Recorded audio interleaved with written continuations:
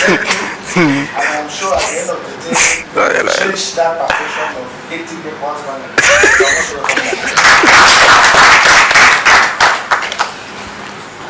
Distinguished Senator, most distinguished Senator, you're welcome to our solution business manager. From the Eastern Heartland, my name is Ike Ekweremadu. I'm the Liberal Governor for Imo State, and I am part of the solution. Thank you for being part of the solution. My third project is Imo Innovative Hub, that is creating Silicon Valley Imo State, partnering with the online platform 234 with capacity of employing over 10 million, with or without certificate. You're welcome to our solution. Thank you. You're welcome to the Labour Room, sir. My name is Olubenga John Johnson, the Labour Room Governor from Edo State. We can develop the state and eventually split it to federal government. My name is Dr. Sylvester.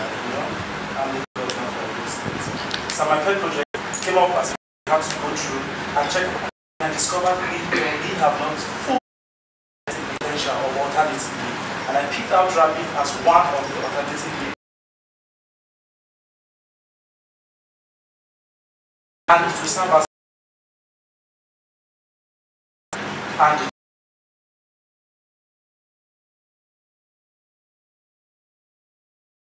to have groundnut Carlos youths together, investors. Introduce ourselves. So we have to reduce time production.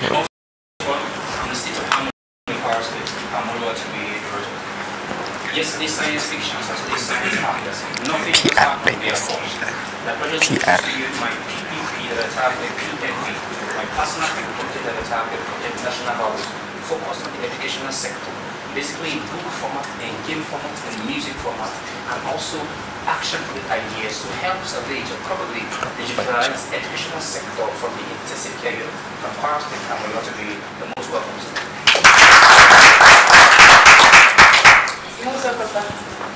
I like to say that estimate time is called for deliberate measures. My name is different object. I'm the Liberal Governor of the state, and my PDP, not party now, but my personal development project is ARM, that is Art and Rainbow Movement. Basically, we are interested in the EMP, emotional, mental, psychological fitness and well-being of the state youth, teenagers, and every youth in Nigeria. Most welcome. So we are honored to have you, sir. My name is Ike Ekweremadu.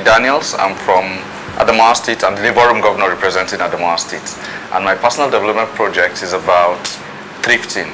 I intend to mobilize youth through entrepreneurship and skill and also empower that they save a minimum of $1 every day for the next 18 months. That is to empower my people and also Nigerian youth at large. Welcome to the $1 project. Thank you. Distinguished sir, most welcome to our Governor for Lagos State. My name is Ali Odi. In a bigger, better. Thank you.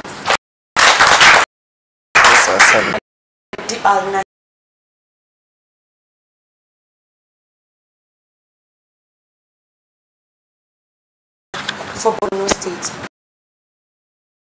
the Boko Haram insurgents are illegal.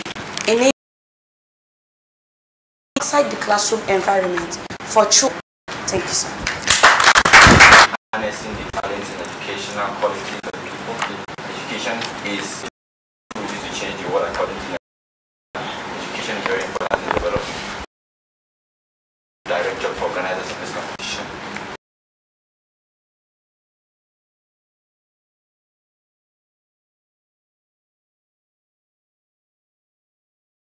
Welcome, sir. It's called Pearls in Agriculture.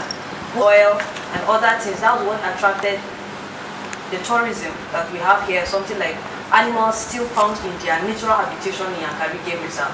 But aside that, we also want to take advantage of our viable agricultural potentials in teaching children how to learn first-hand experience in integrated agricultural farming, where you can use waste material from poultry to go into fishing and the waste material from fishing, like the water, to create a vegetable garden. By so doing, in the nearest future, you don't have to cajole them into being into agriculture because it has become part and parcel of them. So highly welcome. You are welcome. History will be kind to us in this nation because we are writing it ourselves. You are welcome, sir. My name is Chinedu Nanaba, the Liberal Governor of the Light of the Nation, Anambra State. And you are also my senator because I was born and brought up in Enugu State. My family is State. My pet project is the community library development. And the vision is to establish libraries in the 774 local government areas and councils in this country. Thank you, sir. Thank you. You're most welcome, sir. I bring you greetings from the Center of Learning. My name is Sharon Denge Estefanos, and I'm the Liberal Governor for Kaduna State. So it pains my heart when I see teens and youth, especially those from the ages of 15 to 20, abusing drugs, because I fall under that age group. I'm 19. So that's why I came up with an initiative called the DADA Initiative. That's the Media Anti-Drug Abuse Initiative, with a vision to reduce drug-induced crime and violence rates in Kaduna State and the country at large. You're most welcome, sir. Welcome, sir. From the seat of the Calibre, the most peaceful state in Nigeria, Sokoto State. My name is Nafi Bendo Osamoche, the Borun Governor representing Sokoto State. My personal project is Life of Almajiri, a possible solution to street begging. Thank you. You're highly welcome, sir.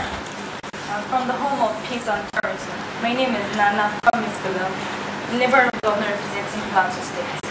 My personal development project is the industrial skills. We are training young children to become entrepreneurs, business moguls, and inventors. Starting from the primary, secondary, home of the disabled, orphanages, kids on the streets, we're going to put them in an industrial home where they'll be trained to harness these dreams, so that by the age of 18 they'll become financial independent. Thank you, sir. You're most welcome to be in our midst. I'm Adela Ike Ekweremadu, the Liberal Governor of your state. An environment is a condition or influence under which human beings, things exist for development and in which they live. And number two, sir, if we don't take care of our environment pet project, which is Project Waste to Wealth, with a population of over 180 million Nigerians, imagine the kind of waste we generate. And I bring it to your notice that every waste we generate in this country will be converted to wealth with my project. Thank you very much. From Gladstone State, you're welcome, sir. My name is Wesley Chinoso. I'm the Liberal Governor for Abia State. And my pet project is the new Abia Empire. You're welcome, sir. You're welcome, sir. The highest esteem for your office, the people you represent, and your benevolent just that. Representing the big heart of this nation and the heart of the Nigerian Delta, I am the Liberal Governor of Delta State. My name is to Shebiri Unofo. I'd like to introduce to you my passion and personal development project. It is titled LRG 900. The L standing for raising the next generation of Nigerian Delta leaders who are not going to be militants. The R stands for Rural Women Processing and Packaging Partnership as an agricultural economics, the next set of entrepreneurs and rural women. And G being for grassroots sports development, targeted at making sure our friends, our brothers in the crews, become the next best, the greatest Olympians ever. Not the Michael Phelps of today. Adriel and the lights are coming on. I introduce to you LRG 900. Thank you, sir. You're welcome, sir. From the cradle of Yoruba land, my name is Ike Ekweremadu, and I'm the Liberal Governor for Osun State. My pet project is Nigeria and the Tourism Festival. We want to harness into an agric produce by processing it, preserve it, and package it to meet international standards. Nigeria has got possibility built into her. Nigeria is all we've got. She is ours. Those are the words of the great maestro Chinua Achebe. Standing before you is Princess Iveren from the food basket of the nation. I entreat your favor, Lord. And I thank you, sir, for being here with us. And I reach out to praise your fatherly heart that has made you to take responsibility as a leader of this great nation. More grace to you, even as you carry on this responsibility. My pet project, sir, is the Invictus Automated Pantry Banking System, a complete new concept that will ensure that the common man, even to the most highly placed, gets the highest quality of life as is deserving of every Nigerian, but at the lowest amount possible. Once again, I thank you, sir. From the salt of the nation, state at peace to the nation. I am Ike Ekweremadu, the Labour Governor of Ebonyi State, and the Ginger family welcomes to our solution-driven mansion. I am the founder of Ibonet Entrepreneur Hub. It is said that entrepreneurs rule the world. Imagine in Nigeria where we would have 40% of our youth as entrepreneurs will be ready to rule the world. Sir, we welcome you to our solution-driven mansion. Thank you. You are highly welcome, sir. From the home of family, my name is Ambassador the Labour Governor of Zamfara State. My personal development project, titled Pursue Its Project, is about processing soya beans through value chain addition. You are most welcome, sir. Welcome, sir. Abubakar Suleiman, Labour Governor representing Nasarawa State. And my personal project is Emerging CEOs. It's a mentorship/leadership training aimed at changing youth ideology to make them self-reliant. So once again, you are welcome. As you can see, sir, we had 37 carefully selected Nigerian youths who have deliberately made the decision to champion the movement of building a Nigeria of our dream. We've read your book, and we know you are full of wisdom, and we can't wait to hear from you. The floor is yours, sir. Okay. All right. Well, let me also bring you greetings from outside. I understand you've been here for some time, 45 days, yes, and you don't have wristwatches, don't know what the time is. Well, let me just inform you that it's fine out there. Yes. For some time, we've been making efforts to have this conversation with you, because we heard that some couple of young men and women who are calling themselves governors somewhere. So come up to investigate and then look at the constitutionality or otherwise. Constitutionality. So, and when you started, I was invited to be part of it. Unfortunately, I had appointment outside the country, so I couldn't come. So I must apologize. And then when I returned, it's been quite difficult, trying to deal with a lot of issues. So every effort to have this conversation has been very difficult to attain. But I'm happy that we're here today. So I've listened to all of you, and I want to thank you for your visions. The Bible is clear that the later days we're going to have young men dream dreams, and older ones have visions. So, and I think that that's beginning to materialize. And I must also say that Nigeria is not short of ideas, of people with ideas. I think the problem is how do we crystallize these ideas? How do we harness it? And that's where leadership comes in. I was listening to some scripts, from their work, and someone said, no, that Nigerian problem is not leadership. I disagree with him entirely. I think the whole thing boils down at leadership. Because what we've seen is a situation where we have bright ideas, people come up with good concepts. We've had several conversations, conferences in the past, come up with very good ideas. But how do we translate this into action? Because what happens is that when we finish doing these things, it's packed up and then put in one room, and then that's the end of the matter. And that set of people come and then set up a committee, they do all kinds of studies, do all kinds of investigation, and nobody ever reads it, talk less of implementing it. There you have a governor, a president who believes he knows it all. So he's not interested in listening to some other person. So for him, his own ideas is the only ideas. So that's where we have a major problem. So we're looking for elders, leaders, great people who will be able to say, I don't know everything. I'm prepared to discuss with both the high and the low, because we can get ideas from anywhere. And then we can also let us look at it, and then be able to begin to implement this. Nigeria is one of the better set of people in the world.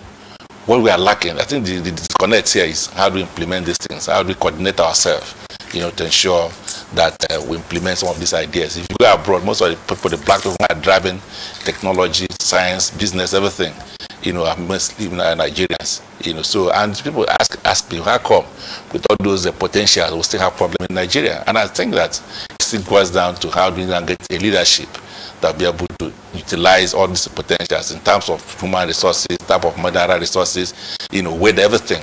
God has been so kind to us as a nation. So I believe strongly that Nigeria can be great, you know, be greater than what it is today. So when we have young men like this sitting down, you know, thinking about the country, you know, because sitting here for this number of days is not a small thing. Nigeria is full of opportunities. You know, you can be poor in the morning, you're a millionaire. So for you to talk about put yourself in one place for 60 days is not easy. It could miss a lot of opportunities, but the sacrifice they're making, I think, is worth it. So some of us feel happy. I think there are some people who are thinking about our country. You know, so I want to thank you for this vision. I want to thank you for this sacrifice. I'm not going to behave like a teacher. I'm just talking down on students. So what I intend to do this afternoon is to also listen to you, ask your questions in any sphere of national concern. I can give you my own perspectives, you know, so you can also give me your own perspective. So it's going to be merely interactive. So I don't know how much time I have, but within the period, I'll try as much as possible to tell you what I feel about some of your concerns, and then you can also go back and look at it and see how that works out. So once more, I want to thank you for this opportunity. So somebody will be moderating it, Okay. All right. Thank you very much, sir. We will open the floor for all questions. We will select some few of our colleagues to ask questions. Thank you. Okay. Thank you so much, sir. Yes. I remain Chinedu Nauba from Anambra State. Yesterday we were opportune to have Senator Ben Nwadinobi, representing Owerri. Okigwe, sorry, Okigwe. So I asked him the same question about the restructuring of Nigeria, and he gave us the answer, but I know he might have a different perspective from you. And you are the Deputy Senate President. And here in your book, you said clearly, unless we reform the nation's federalism, Nigeria might never recover because the current arrangement results in underdevelopment, inequity, bad blood, corruption, maladministration, incompetence, and the rest. So my question to you, because we are also writing the Green Century Code, and we are actually writing about the future structure of this country. So my question to you is, do you believe in the restructuring of this country as a yardstick for the country to move forward? Okay. That's number one. And number two is, I happen to live in Enugu State, and apart from that, I have actually been to different states in this country. You will agree with me that the federal roads in the southeast is the worst I have seen in this country, because I've been to Kaduna, I've been to different areas of this country. The Enugu Anambra State is just like bush. Enugu Abia State, in fact, the current governor of Enugu State, His Excellency Chief Ugwani, is actually doing the road construction himself now. So I want to know, having been in the Senate for a very long time and being the Senate President, I want to know what the real problem is with the Southeast roads. Thank you, sir. All right, so I'll be deal with these ones. Right? I want to take more, sir. Okay, no, let me, I think this is the level. I'm sure it may help others, you know, so that they'll protect their questions. Now, on the issue of restructuring, I'm one of the advocates of the word restructuring. If you are doing something and you're not getting the results you expect to get, so you need to sit down, have a pause, review what you're doing, you know, because what they are doing now is part of restructuring, because they are reviewing some of our activities, you know, why things are not making headway in Nigeria. So that's essentially what restructuring is all about. You know, the colonial masters, up to the year 1954, you know, we are looking at Nigeria as one entity. So they had some kind of unitary arrangement, you know. So after the 1954, from 1951, they started thinking of a better way to deal with the complexity of Nigeria, you know, the dynamics, all the complexities of Nigeria, especially the area of multiple language, multiple culture, multiple ethnic groups and all that. So, and then they said that they've looked at all the models and they believe that the best that will suit our purpose is the federal system of government. So, which has been what they've used in managing other places with that kind of complexity. And so they came up with the idea of federal government, federal system. That was why 1954 legislative constitution was based on a federal system of arrangement. But they started the process for McPherson in 1951. They started from Richards in 1946 when the regions were created. So as they go, they started to perfect this. So now, towards the conference that led to the independence, so they decided that, look, we're going to hand over to Nigeria a federal system of government at independence. So it worked for us. So by then, we're already used to federal system. So the federal system is essentially the system you use to manage complexities, complex nations. And that is a model for Africa, because most of the African countries, what the white people did was they bring this group from here, bring from there, bring this place, so they put them into a nation. No problem with that. So you must find a way to ensure that that place will work. So federal system seems to be the best option in such setup. System in when the Constitution was promulgated, you will discover that most of the areas which we see today as federal concerns were state concerns. So essentially, the federal government had limited powers, limited areas of influence. Now, this continued up to 1966 when the military now struck and things were working. There was competition. That was why the South, who was then the governor of the premier of Eastern region, so much developed the Southeast that it was adjudged as the fastest growing economy in the whole world at the particular time. And that was where Ahmadu Bello University was built. But for me, the University of Ife was built, University of Nigeria. It was the sweat of the premiers of those regions. So there was a lot of competition. So the revenue allocation there was 50-50. So the 50% goes to the areas where those things are coming from, the resources are coming from. The oil was just in little supply at that period. So there was competition. So it wasn't as if the oil money was there, but things were moving very fast. So when the army came, they didn't know how we came about federalism. They didn't know what federalism was all about. And so they now started to build a system of unitary system of government. Started acquiring all the powers of those component units. So everything started shading. And so by the time the military left, what we had essentially is a glorified federalism. So and that became a problem. We started having agitations in the Niger Delta. There was all kinds of robbery activities and all kind of stuff. So we managed that way. So, but now it is almost impossible for us to continue the way we are going. So we are now saying that we have to look back and see where we got it wrong and now try to fix it. Now, in 1966, prior to 1966, we had the centralized system of policing. We have police at different regions. In fact, the first set of policemen we had in 1929 were policemen at the local government level. So they have police in the north, the native authority police. They had even a prison. But today, both the prison and police are federal concerns. So at that time, you can cage their granite, you roast their granite and put it out and you travel. Somebody will come, it's this 1 kobo or 1 naira, 1 penny, whatever. The person takes the 1 penny granite and put the 1 penny and go. By the time you come back in the evening, you just collect their money. Because what has happened at that time, they had enough security because the security was there at the grassroots. So, but right now it is not the same. You have a policeman who is from Sokoto and United State, and we can't even speak the language. Then you send somebody from River State, you send him to Medugri, then he has to investigate the woman whom he can never see. Nobody will allow you to go and see the woman, but she has committed an offense. So that kind of federalism can never work. So that's why we're having problems. So we're saying, let us go back and see, since we said that federalism is the best set of form of government for us, let us see what has gone wrong. And one of the things that has gone wrong is that the federal government took so much powers. So and one of them, for instance, is this issue of the security. You can't run a federal system with a unitary police. That can never happen. Otherwise, we're going to continue to have problems. The armed robbery will keep increasing, kidnapping will keep increasing until we do the right thing. Because one situation where we have a federal police, we have state police, we have local government police, institutions like universities will have their own police. National Assembly will have their own police. And that's the model that's practiced in America. Then you have a coordinated attempt, making sure that they don't abuse it. The army were worried because when they came in 1966, they discovered that those sub-national police were being abused by those in the helm of affairs. So they threw it away. They set up a committee. So the committee recommended that we should forget about the regional police. Now, you see, for me, that was a stupid thing to do, because they would ask, why is it being abused? What can we do to ensure that it's not abused?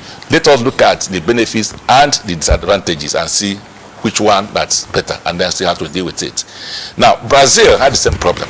So what they did was to set up a commission, to supervise these subordinates of national police. Just as for those of you who are lawyers, you have the NJC, the Nigerian Judicial Council. So this Nigerian Judicial Council, they also monitor the appointment of judges, the discipline of judges, even in various states. So each state now have their own state judiciary. But for the issue of appointment and discipline and coordination, there's one central body called the Nigerian Judicial Council that does all this. So if you say it's been abused, now you can't abuse it, because if you go to a particular state and try to use a judge against a citizen, they report to the NJC, who will now throw away the judge. That's what I expected them to do with the police. Today we have a police service commission, but that police service commission is already in respect of the federal police. So if you have a decentralized police, that police service commission is already in place. All we need to do is to find a way of making sure that they're completely independent. Get people from MBA, from medical association, from civil society, populate them as the members of the commission. They'll be independent of government. So that for a commissioner of police to be in a state to be appointed, they have to clear it. They have to give them code of conduct. They limit the type of arms they will use. If you abuse it, they come after you. So if you do that, that means that we're going to have sufficient number of police. Today we have about 350,000 policemen for 200 million people. It's not going to work. So we need a situation where there should be enough policemen everywhere, and those policemen will never be sent out. They will know how every criminal in that society, and then they monitor everybody who comes and who leaves the place. In that way, Nigeria will be at least the nearly crime-free society. So we can achieve that if we think about it. The same thing with the issue of resources. It doesn't make sense to me that federal government takes over all the resources, both mineral and solid. It can't work. We did a study that showed that every part of Nigeria is endowed with one mineral or the other. So because the federal government calls these governors here every month to come and share money, nobody cares about those resources. And of course, they are limited by the Constitution, because they are in what we call the exclusive list. Only the federal government can deal with it, which is wrong. In America, even a family can own the oil within their vicinity. So both the situation where the states at the worst will have access to the resources and pay tax to the government. So that means that they have the responsibility of making sure that those things are exploited. Right? We have gold in Zamfara. The whole of Northwest is full of gold. We have coal in the North Central, especially Kogi, Enugu, and all those belts. So everywhere you go in Nigeria, there's something that can sustain us. But nobody's caring about it. I have a friend of mine, he does the construction work in Zamfara. He said once you use their caterpillar and scrape the soil, you see gold all over the place. And that's why people are dying. Because they don't know how to deal with it, and then they're doing a very crude manner, and then people are dying. So, and the state government cannot do anything because it's outside their sphere. So why can't we say, okay, let's take now take care of yourself, don't come to Abuja, just mine those gold and sell them and give us tax. So the whoever is coming to be a governor in Zamfara will come up with an idea of how to develop that coal. He will look for partners, he will look for investors, he will develop it, there will be jobs. So that is also one way to create jobs. And again, coming back to the police, assuming every police, every country, every part of Nigeria is going to have their own police. Let me just say that, a place like Borno, where they have issues now, they will need more police than the police they need in Enugu or in Sokoto, because they have challenges. So if you want to join police and are looking for work, you can go to Borno and join police. So you're not going to be limited to Borno people alone. So you go to where the opportunity. That's why you go to America. You see somebody says this, he lives in New York. Next day has gone to Florida. He takes from there he has gone to Texas or stuff like that, because he has opportunities there. But here we sit in one place and thinking that magic will happen. It's not going to happen. So that's where the issue of what we are talking about restructuring. So the problem, my dear brothers and sisters, that there's so much fear. Some people believe there's an advantage they have already. So which if there's a structure, they will lose it. But it's not true. So we need to have this kind of conversation where those who would fear will say, look, genuinely, this is my fear. I can't survive this. I can't survive under the second. If you say, let everybody keep their resources, we can't survive. Then we cannot sit down and find out how to deal with that. So what they've done in Canada, because they come with what they call equity fund. So those ones that are less endowed, so from the collective resources, they put up an account to enable them, make sure that they are at par in terms of education, healthcare, and energy. So in that case, nobody is suffering. So Africans cannot be equal. Others will make more money than the others, but those ones who are less endowed, they also help. They are giving a lift, so making sure that basically everybody is enjoying the same a minimum standard of life. So it's all about conversation, so that we're able to allay our fears to see that this is the best thing that will happen to Nigeria. Let us go back to the basics. Make sure that everybody understands where we are going. Make sure that everybody is taken care of and all our fears are addressed.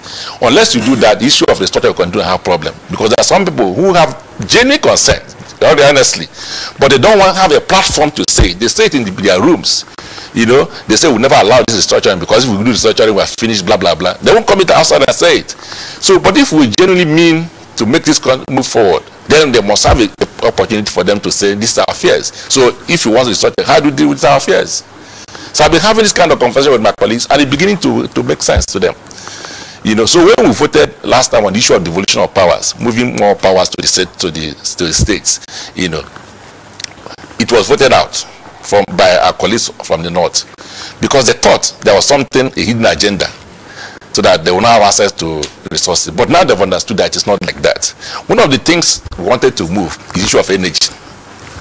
Power is in the exclusive list.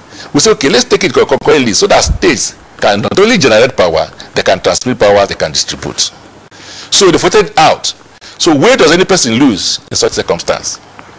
Railway is today in the exclusive list. So no, take it to concurrent so that people can do with railway lines within the state, intrastate railway lines. So how does that affect somebody? So we need to have this so that we're able to address these fears. So they say, oh, their constituents said they will not vote for them again, they vote for devolution of powers, because they were unable to engage them, to tell them that there's not a worry here. We were going to try to empower your states. Look at stamp duty, which is an exclusive list. If you take it to a concurrent list, they'll make more money. Each state will make more money. Because today all the money generated in stamp duty goes to the federal government. So, but states can keep part of it if we leave it within the confines of the concurrent list. So this is the type of conversation we need to be having, so that everybody will know where we are going. So if you talk about a structure and don't carry everybody along, it's going to have a problem. But if we let everybody understand it, then it's something that will happen and will be better for it. And Nigeria can be great if we think. There are so many areas to look at. If you look at the system of government we're running a presidential system, which is very expensive. We have a bicameral parliament, which is very expensive. Those are the issues we have to talk about in restructuring. Every 4 years we do it. Why must we do election every 4 years? Why don't we think of a single term? Because we don't have this issue about going to the primary elections and then after laboring, you've won yet you don't have one member of the parliament. Can't we look at what they call proportional representation, so that when you make effort, the percentage of effort determine how many people you put in the parliament, as it's done in South Africa, in most of learn from what you are doing. Such all about. So I'm happy that that's the first way. I needed to break it down so that when you go for Nigeria, if you decide to sit down and talk about it, that's a big deficiency. From here to Mina, it's a difficult road. So the road is as bad as what we have in the east. So the same thing all over Nigeria. If you go from Enugu to Makurdi all the way to Plateau, you still have the same challenges. The difference is that as you go up the north, the soil is stable. So even if you do asphalt there, it takes more time before it wear off. When the southeast, south, what happens is that because we have marshy grounds, clay soil, so you need to put extra effort there in order to sustain the road. Otherwise, those roads were done at the same time the ones that are seen not were done, but they have to wear off because of the weakness of the soil, because they were using the same technology, which cannot happen. So for you to get those roads to last in the southeast or in the south, you need to put extra effort, to ensure that that place is stable before you start even putting the roads. So some of the roads we've been able to do lately in the southeast, using the same process and making sure the same effort is put in those roads, are now very stable and will stand the test of time. I don't know if any of you have gone to my constituency. You see the type of road in my constituency is different from what you see in any other place in the southeast. So we have the best road anywhere. So that is the thing. So about the roads, so I believe that right now the government is coming up with a road fund So there are going to be a sustainable development on our roads. It is critical for us to have good roads, because the good road tells the story of a nation. If you come to a place and roads are not good, you can't take them serious. So we need to have creative ways of dealing with our roads, either PPP or road funds. And I think that we are coming up to that.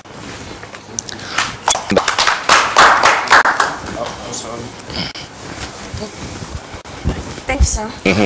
I have 2 questions. All right. That's it. The first one is, most times youths in Nigeria have beautiful ideas. We have creative innovations, but the government, our leaders, don't key or buy into our project, and that's why Nigeria is where it is today, because we the youths make up 70% of the entire population, and if you follow it logically, it means without the youth there is no Nigeria. So what's your take on that? Secondly, when we talk with people, I'm a journalist, so when I interview people or go on Vox Pop, we discuss the problem of Nigerians. Most people point fingers to the legislators. They say that the problem of Nigeria comes from the legislator, because they say most times they make out policies and laws that favor them. Not long, it was not funny that day though, that someone said, someone was suggesting, I think, amnesty bill for looters in the legislative floor. It wasn't funny. Then secondly, all political offices in Nigeria, sorry, I stand to be corrected, I think have time limits, like for the presidency 4 years, governorship, House of Assembly, but for this federal lawmakers, that's senators and House of Representative members, there's no time limit. As long as your constituency people can keep voting and voting and voting, you keep coming.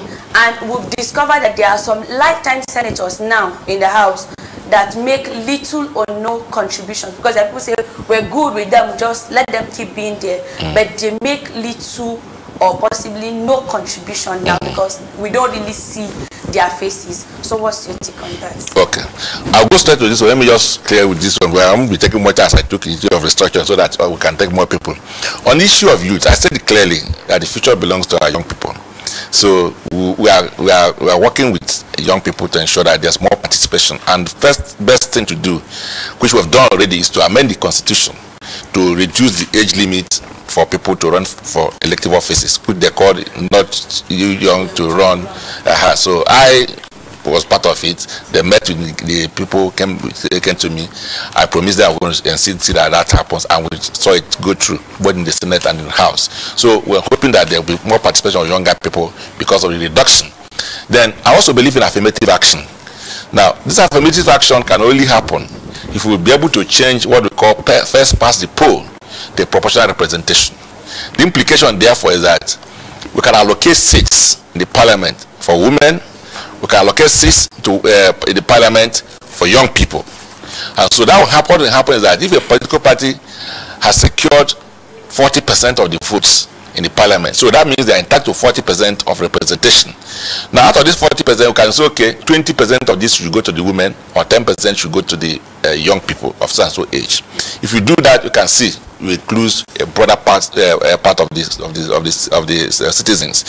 So that, I'm sure, with the constitutional development we are working on, I'm sure that we'll get to that level. So it's not something that will happen today or tomorrow, but with some patience, now that everybody is beginning to think the way forward, restructuring.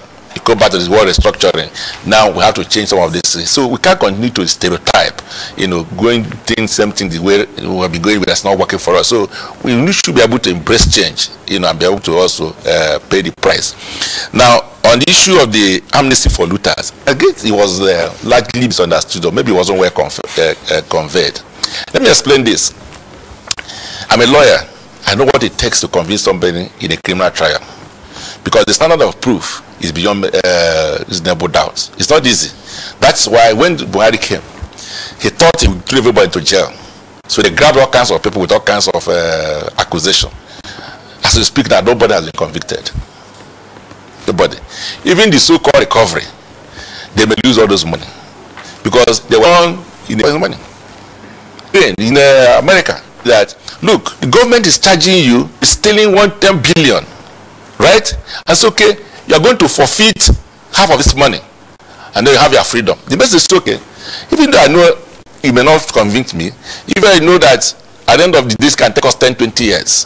Why don't you just, okay, you take the 5 billion, and then I'll walk away with the 5 billion and I'll be a free man. Come and make money, you make money, have your freedom. Everybody's happy. The 5 million we use to develop somewhere. And then you plug holes to make sure that this doesn't happen again. So, but now you say, oh, they just say, no, don't think I talk about it. Now we are spending money to prosecute those cases. At the end of the day, you may not get anything. And this is a political environment where sometimes most of those things are hype. No offense committed.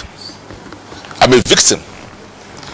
I emerged as the Deputy Senate President in a parliament dominated by APC. That was my only offense. I was charged with forging Senate rules. I mean, it's just as one point that any of you will stand there forging any of your rules, what your rules there now. Police come and arrest you, say you forged the rules of this your house. Does it make sense to you? In the first place, it's not possible. Because for you to amend any of the rules says, they took us to court. What they call information. Information is supposed to contain and what they will say when they come to court. So now, and they also the thing will state what is the offense, the ingredient, what they say against you when they get to court. Unfortunately to them, then not one witness mentioned my name. So what they did was police sent the file as the president as offenders in the charge. I had a senior advocate to see if they can serve. They said, okay, what do we do? They say, wonder it. He came and withdrew it. So they thought it was over. To prosecute an offense that can never win. Enemy. So the issue of the amnesty, I'm sure that people didn't understand it, is a way of making sure there's a win-win situation. And so don't go and waste that. Governors who left in 2007, they have cases on fire everywhere. Not one is making any progress. So if you come to those people, instead of coming and wasting your court, your time and our time in court, come, let's look at what they are charging you. Can we take a percentage of this so that I just walk away? Let's use it and do something for our country. That's what it's all about. So, but we just want to hear the hype that somebody's being taken to court. It doesn't make sense. But again, I said we need this kind of conversation. You need to break it down so that Nigeria will understand it. So it was the way it was presented, probably, that people thought that it was they are trying to set free looters. No. So that is the problem. So I think that we need to have a rethink at that. The other one is the issue of the term limit for parliamentarians.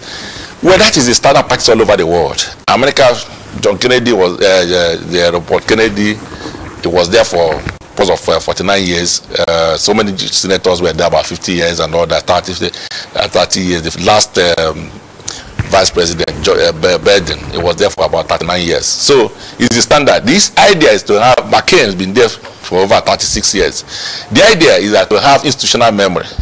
You know, because since the executive will change from time to time, sometimes certain things happen, and someone tells you, oh, during our own time, this was how it was resolved. So that's the idea of having parliament with terms that's not limited. You know, it helps to have institutional memory. You grow up the younger ones when they come, you can tell them what has been happening in the past, and then they learn from it. Just as we're having this kind of conversation, probably as you have benefit from our personal experience. That's how it works in the parliament. So if you don't have the parliament with such level of people, we're going to have problem. You know, so that was why, you know, when we started in 1999, they keep changing the leadership and all kinds of problems. Over time, we matured. So that maturity came with people who came back to the parliament over and over again, who are saying, no, gentlemen, we've done it this way, it didn't work for us. So that's why it is not good to prescribe time limit for parliamentarians. Now, in spite of that, if you have a system that's fluid, that's Nigerian, and people say, okay, we just want this thing to get to many people, no problem. They've done it in Mexico. In Mexico, they have a single term of 6 years for governors and president. Now, but in the case of parliament, what they do is, you're elected to the parliament for 6 years.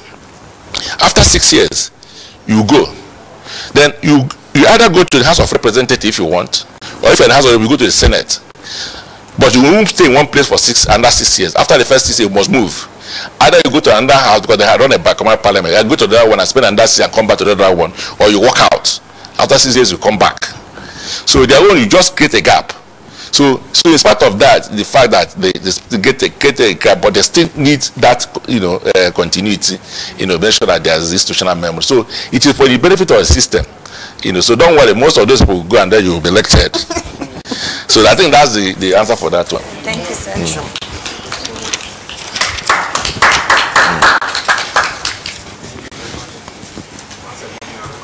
Thank you.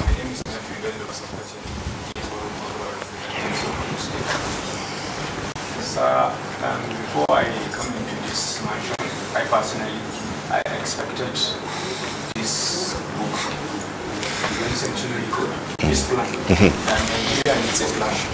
So I expected it from the National Assembly, the idea from the National Assembly or from the federal government or any number of the cabals. Maybe from anywhere to like think of Nigeria need a plan. But nevertheless, the Super 37 has already done the work. So my question here is, for instance, my senator, will raise a motion that Nigeria need a plan, and you all supported him. So I want to know the procedure that you follow to get this book. Are you going to pay to get it, or how will you get it? And I want to know the duration. Which book? The duration of the book. Green Century. How will you the Green Century record? Because we are going to finish this book within the 60 days. So I want to know your duration, and I want to know, are you going to pay to get this book, or how are you going to get it? This is my question. Okay. Well, you are the person that did the book. You tell us what do we do to get it. But let me tell you how government works. The issue of planning is within the confines of the executive arm of government. It's not a parliamentary issue. What the parliament do is to make laws, which has not to do with policy. And then when you have a bicameral parliament, you have one part of the parliament is given extra power, like the Senate, which also have extra responsibility of confirmation of appointment to the exclusion of the House of Reps. So, but when it comes to planning, it's executive responsibility. That's why they have the Minister of Economic Planning sometimes, which they call economic planning. But Nigeria over the years have toyed with this idea of what they call development plan, 5-year development plan. So, but after some time, they didn't do anything about it. They started doing what they call vision. There's vision 2020, there's vision this and that. It's all part of the planning. So what they are doing now is not essentially enough. They've done it as a country, as a nation. The problem, as I said from the beginning, is the ability to sustain the implementation of those plans. But what happens is that somebody will not come. He will do away with the existing plan, come up with his own plan. Right now, this government said they are not interested in those plans prepared by Obasanjo, by Yaradua, by Jonathan. They now say, oh, we're going to keep it simple. We're going to deal with the issue of corruption, economy, and security. So the other issues, tourism and all that, are not interested. So that's the problem. So where we now come in is that if we give this thing to the executive, and then they are prepared to embrace it, and then whoever comes after that is also prepared to continue the thing where it is talk, whether it is PDP or APC, then that's where we have arrived. In New York, Apaibo, I visited there when the first earlier governor, what's his name, the other man, no, the one that government took over from, what's it? No, Ababe took over from him, Atayes. Victor Atayes. I visited Victor Atayes, and he showed us a number of projects he was starting there, including this particular hotel there, the Ibom Hotel. Then the airport program, they had the power plant and stuff like that. I think a fertilizer plant. He didn't complete any of them. Ababe Onan came. Now, he had the option of abandoning them and starting something new. But he had the good sense to go and complete them. So let's say I told you think that he started the project, but he's been happy to tell you I didn't start them, but I completed them. But you go to states like in Enugu, there's a international conference which Chimoroke started. Sullivan Nan came and said he was not going to do it. So we lost the money, we lost the opportunity, we lost whatever potential this thing stands for. So that's the problem. So you will develop a good plan, you know, and then maybe you give a government, they embrace it. Other government will come and say we're not more interested in it. So and it's difficult to hold them to it, that if you come, you must follow this, right? Because see, the society is dynamic. So if they have a plan and then somebody is developing the plan and then you are modifying the plan as government grows. That's why when Erufai was the FFST minister, he discovered that the Abuja master plan had been distorted. That's why they started removing some houses in some places they ought not to be. Some people started crying out and said the Erufai was high-handed. They went to court and all kind of called him all kinds of names. But when the whole thing was removed, Abuja became a better place. So because there was plan for Abuja, I know people were full at some point. Then they started distorting. Some people start selling road, they start selling parks and stuff like that. That's what happens with plan. So people will now come, they will now forget the plan, start do something stupid. So it's a psychological thing. So we need to develop our psyche in such a way that, look, if we have a plan, we must have the good sense and the discipline to follow those plans. So let us hope and pray that subsequent regimes will embrace what we are doing, and then people will ensure that they implement it going forward.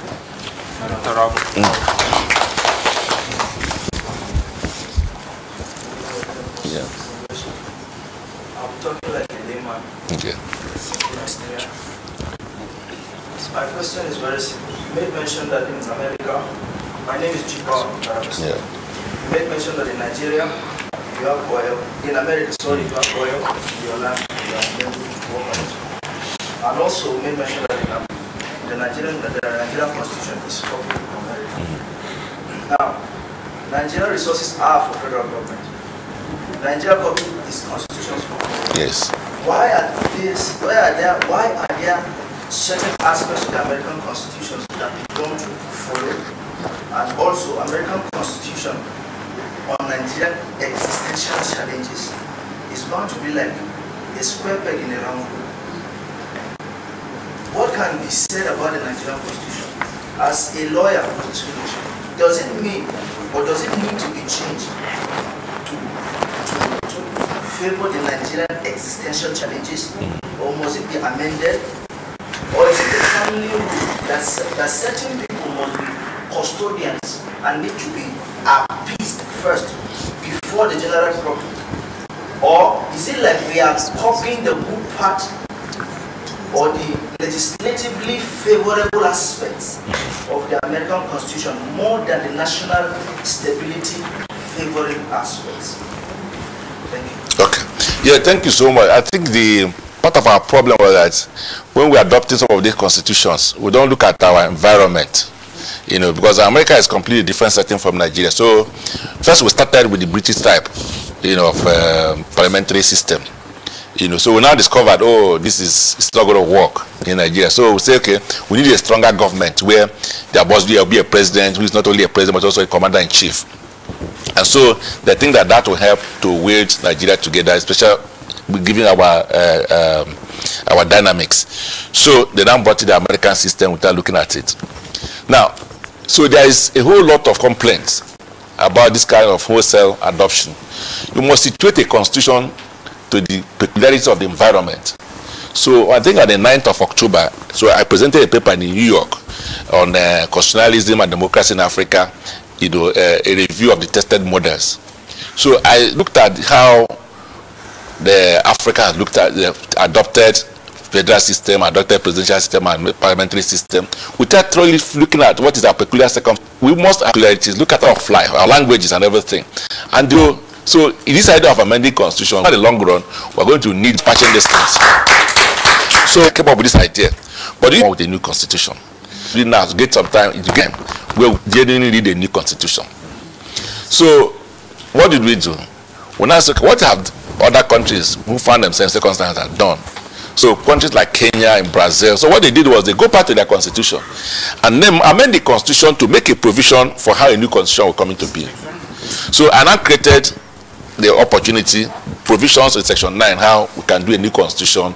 It originates somewhere, get to the parliament, they review it, then it will now finally go to a referendum. If it gets to the referendum and it gets to third of the states or some kind of figures, then INEC will conduct that referendum, then we'll have a new constitution. Oh. So when I came up with it, so our colleagues said, no, I'm trying to create advantage for some people. But their fear was that if you have a new constitution, now they have term limit of 8 years, that's for 4 years. So they are saying that if we do that, a new constitution comes into effect and the governor has finished his 8 years, he can now go and run and say, oh, that was the old constitution. So I said, no, it's not going to work like that. We can still put in that constitution that if you have done 2 years, anytime in the past, no matter the constitution, you will not do it again. Yes. So they said no, that maybe they go to court and court to give you a different interpretation. That was how that project was killed. So I'm happy that you people are thinking about it. I'm sure that someday, maybe or in our time or your own time, we need to develop that the African model country by country, so that be able to have a better society. Thank you. Thank you very much, sir. Honestly speaking, I feel very proud to be about it. I was having this question, you knocked out the entire fight. Wow. While answering whatever. However, one survived. The one that survived is, I read your book. Okay. After reading your book, I defended the law of personality. And that is the case. Most politicians are just finish it. What they give us wonderful. So what am I trying to say? I'm trying to say is that our politicians, individually, they are awesome. However, as a collection, you actually confirm that, that leadership is our problem.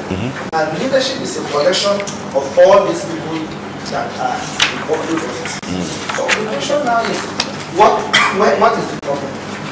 Where is the problem? Show us the problem so that we can address this problem in front end. That's the question. Well, I think it boils down to what I said earlier, which is leadership.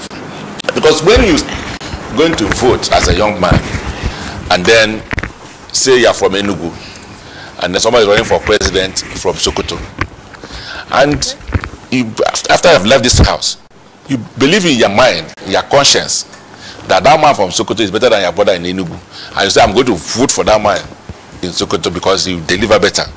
That's when we start getting it right. But if you go and vote for him just because we say, why are you voting for this? I say it's from Enugu. We will never make any progress. So we need to begin to identify leaders, and when they run an election, we support them because we believe they have a vision, not because of where they are coming from. I don't mind about zoning. If you zone presidency to Northeast for today, there are over 800 people in the Northeast who are qualified to be president in Nigeria. So no part of Nigeria will have a deficient of leaders. No. But what happens is that the system throws all kinds of characters, and then at the end of the day, we have confusion. So that's the problem. So, because I can't imagine if you just bring somebody from, say, Europe now, and then you're having a conversation with him. So he'll be asking, so I don't know how this kind of bright young men in Nigeria, and then people who come to seminars in Europe, and then they can't even express themselves. So it's a problem. We have a systematic issue. So we need to find a way to ensure that we make sure that at each election we go for the best possible persons. Now, that's one part of it. The second part of it, which is very critical, is the recruitment process. Now, if you're a president or a governor, you're not supposed to be the brightest. Right? So what is important at that level is for you to have the good sense to employ the best people, without feeling intimidated or then trying to show them that you are the governor or you are the president. If you recruit the best people in this country, they can change things around. But when you think that you have to look for your brother, you look at for your old classmate, you look at for the person who did you a favor in the past, or somebody who helped you with so and so, you don't care whatever qualification he has, then we'll continue to have problem. So there are some examples I could have given you, but I'm sure there's coming all of this, but I don't want to put you in trouble. But that's what happens in Nigeria. That's what happens in Nigeria. So we need to overcome that. In my office as Deputy Senate President, for my staff, I come from all parts of Nigeria, I look for the best. A professor work in my office. From everywhere. Professor Gidado is from Adamawa. He's one of my staff, my legal advisor. So I have people from all over. Because I want the best. And I'm getting the best. So that is the problem. But now it's okay, you are given 2 appointments to make as Deputy Senate President. What you think first is, let me look for my brother to give it to. Whether he's performer, he doesn't care. Or then let me look for my uncle that doesn't have work. For you, it's not compensation. It's not about, but the system are giving you opportunity to recruit people who help you do the work for which you are being paid. Then you are not using it to do a favor. So that's the problem. So I think that we need to have that mindset changed. So that once you are a leader, you look for the best no matter where you can find them. So if now you are asked now, let's say, write to a letter now, tell you to nominate one minister from your states. Now, the most thing that will happen is that the first thing I would think, you think now, my local government. is there any of my brothers who can do this job so that can give me contract? That's a Nigerian thing. But if, for instance, they say all of you can nominate one minister, and you now look through all the universities, let me see the best professor that can get there, right? Oh, okay, there's this businessman who did very well. If he can do well as a businessman, then he can also drive a government process. All right? Oh, there's this man of integrity. I'm sure nobody can impeach his character. Let me send his name. So unless we begin to think along that line, we're going to continue to have problems. So we hope that as we make progress in democracy, we'll come to a situation where we always try to push forward our best. Thank you. Yeah. Yeah. The name of your book is too attractive. The name is something that will soften your heart to go through it. And through the things inside, I drafted so many questions. Okay. So, people, there is a saying. Grading up. There is a saying in Igbo that said, I like that. Okay. Since 1999, we regained our democracy. And was it a deliberate attempt that the structuring was not discussed or was not advised? Was it that at that moment things are okay? Which moment? 99 to 2015. Was it that things are really okay? That's why nobody talked of restructuring. And secondly, for the past 17 years, do you think leadership is a determining factor in the deteriorating state of our nation, Nigeria? Then, how can you rate the present administration towards the fight against corruption? Do you support it? How were you able to handle the agitation in the southeast so far? We have been in the mansion for the past 44 days, and we don't have any reach to any information. So how were you able, the Senate, to handle that? Okay. All right, thank you. Now, if you look at this book, the book was published in 2015, right? So I didn't have Buhari government in mind because they have not even started. So I've written it before they came. So I was talking about restructuring on that book. So you can't say Buhari came and I started talking about restructuring. No, the book was already ready before he came. So I knew from day one we have a problem. And I'm not the only person who knew we had a problem. The other people who had talked about restructuring before Buhari came. So some people think, oh, because PDP lost one, I talking. No, that's not true. For me, it has nothing to do with PDP or APC, absolutely nothing. If the system is not good, it's not good. Inefficiency, it does not have a tribe. It only has victims. So that's the problem. So if we begin to look at it, oh, these people were there, and it's about no, I think we are missing the point. That will never get there because that is actually blurring the whole argument. So we ask ourselves, is there any problem? Do we have really two problems? You have to interrogate that. But do we really have problem? So if you interrogate and you believe we have a problem, you won't worry who is being targeted or who is being affected and all that. Then we can begin to see clearly. That's where I talk about this. And then the issue of the fight against corruption. Everybody knew Buhari's stance on corruption. The international community, everybody. It was clear before he even came, which was the basis why they supported him. All right? Now, but unfortunately, and regrettably too, what has happened in the fight for corruption that it became a political issue. So, political opponents are being targeted. And then you can see people who left PDP to APC.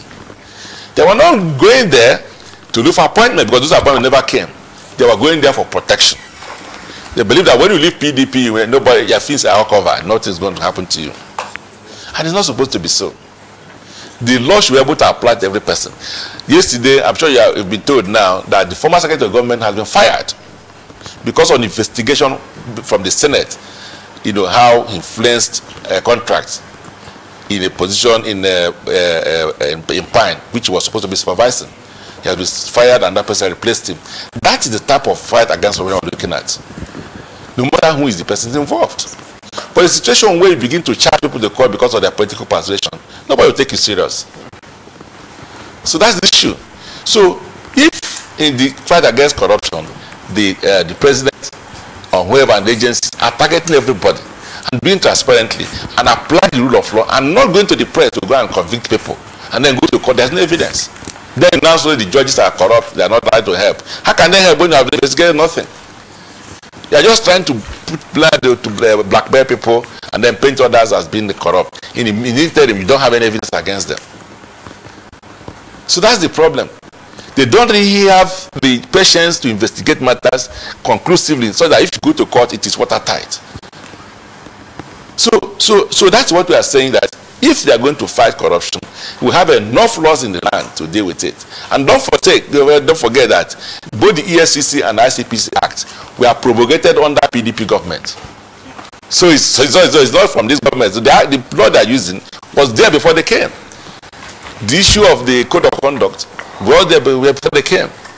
So Nigerians have always been committed to fighting corruption. So there's no division between APC and PDP in fight against corruption. It's an individual issue. If you don't like corruption, you don't like it, whether you're in PC or in PDP. If you are corrupt, whether you're in APC or PDP. So we must have a system which will be fair to every person. And then it will be predictable that, look, if you go to court, that you'll be able to get justice, no matter which part of the country you come from and which party you belong. So otherwise, this commitment to a good society, to a corrupt-free society, is unassailable. I can give it to him. So, because government is a big institution, some funny people around him are taking advantage of it, to come up with all kinds of things that will help them to have political advantage. There's one funny lady from my constituency. She wants to be a senator. Because she wants the office of the Attorney General, she writes all kinds of stupid petitions against me. She will generate people, the right petition to Attorney General, she will hijack it. She will now send it to one agency to begin to investigate and all that. She believed that if it establishes my image, then she can have advantage to go to the Senate. This is a woman who can't even be a council anywhere in the West. So that's a stupid thing to do. So then you call the fight against corruption. Very frustrating. So they now put in a place on newspaper, Ekweremadu is being investigated for the meanwhile, absolute nonsense. So the federal government had to rein in such people who are taking advantage of their position to begin to further their political interest. They are fighting their imaginary enemies in the name of fighting corruption. So that is the problem we have with the present regime. So if they are able to say, look, whoever is involved will deal with the person, we will support it. Because we've always supported it. So that's the issue. Is there one? Did I forget one? Oh, the Southeast. The Southeast, and for the past 17 years, leadership is a determining factor to the deteriorating state. Oh, definitely. Now, definitely. Some people came to me, see me this morning about the issue of Morocco joining ECOWAS. I was former speaker of ECOWAS. Meanwhile, I'm not more in ECOWAS. I've left ECOWAS, finished my term and gone. So, I was saying, look, as since Obasanjo left, our leaders have not shown sufficient interest in diplomacy. So, and we've lost a lot in diplomatic circles. So it has nothing to do with present government. So it's been a systematic thing. So it is in other sectors. So the leadership crisis, deficiency and deficit has been with us. They've done their best. If you go to Abuja, you see a number of good roads, no doubt. But I believe we can do better than what we are doing. We can conquer the world. And that's where leadership comes in. I don't think we have lived up to our full potential. It has nothing to do with this government. It's been something that has been going on, not 17 years, but since 1960 now. When Gowon was head of state, they said they don't know what to do with money. They were giving money to all kinds of places. They were loaning money and dashing money to all kinds of countries. So if we had applied those money, we wouldn't be where we are today. So in Norway, for instance, all their oil money, what do? They save it for the future. In Saudi Arabia, they invest it and use the proceeds to run their budget. But in Nigeria, under Section 162 of the Constitution, every money that goes to the federal account must be shared. No savings, nothing. So how can you run that kind of system? So in this present exercise of constitutional amendment, I've come up with a new idea that every money in the president's account every month, 10% of it must be set aside for saving for the next generation. Yeah. So I convince my colleagues to pass in the Senate, pass in the House, and we'll make sure they pass in the state assemblies. We must save. Yes, so it has nothing to do with any particular thing or time or nothing. We have 4 problems. So let's think together how to move forward, not abandoning where we're coming from. Because don't know who will benefit from it. That's the problem. All right. We're taking the last question. Okay. Thank you very much, Mr. Yes. Chairman. From what I learned from your speech, sir, we need to learn from what others are doing right. Exactly. Yes, sir. In the United States of America, the legislature there, I beg to be corrected, do not embark on constituency projects. The only thing they do is legislate on bills. And even in countries like India, their MP, members of parliament, take it solely as a responsibility to legislate on bills. But why is it that it is so pertinent in Nigeria that our lawmakers at the federal level embark on constituency projects? Then secondly, you as a person, how many bills have you sponsored in the House? Thank you very much. Okay. All right, thank you. Well, I disagree with you. They also do constituency projects in America. Okay, sir. They do. Now, you see, the idea of constituency projects have again been misunderstood. Now, when Obasanjo came, so this was a major issue. So what they do is every year, the Obasanjo was okay, put 10 million here, put 5 million for a parliamentary, at times 2.5 million. So now it was not sufficient. It was not making any progress. So when we now came, when I became Deputy State President in 2007, we now met with late Yar'Adua and said to him, look, what we have discovered that there's no bottom-up approach to the budgetary process. So people will sit in Minister of Health or Minister of War, whatever, and decide what projects they will do without reference to those benefiting or beneficial communities, states, and the areas. So what happens is that sometimes you discover that a project is completed in a place, years is coming up in the budget year after year. Because what they do is that every year they just go back to the last one and copy it again. So Yar'Adua now set up, under my supervision, a committee to look at the work sector. We discovered that the rules have been finished over 10 years that are still coming up in the budget. Nobody knows what happens to the money. So in order to make sure there's an inclusivity for every part of Nigeria, we now said, okay, what should we do, sir? Every year, set up 100 billion, which it happens since this time till now, is what we call constituency project. So that means, therefore, for every geopolitical zone, they get a sum of the money. Every state gets a portion of the money. The parliamentarians from there will now sit down and say, okay, the Enugu West, you're going to get 100 million constituency projects. So as a Enugu West representative, I have to identify boreholes, school repairs, new school blocks, electricity, transformer, or short or roads, you know, and identify them as, okay, this 100 million, government, I want to spend 100 million in my constituency in so manner. So that goes into the budget. I have absolutely nothing to do with the contractor or the budget process, because that's not my business. So, and we keep telling our colleagues, don't even get involved in who becomes the contractor, because you get compromised. So in my own case, so if I come to the place and you have not, the government say okay, this is 100 million, but this is so person are the contractors, I'll send my aides to start going after them to be sure that the jobs are done. If you don't do it, we invite the police. But once you get involved in it, then you have problem. You can invite the police, and sometimes it's not even done, so the benefit doesn't go anywhere. So the idea of the constituency project is to make sure that there's development in every part of Nigeria, because every part of Nigeria has a representative.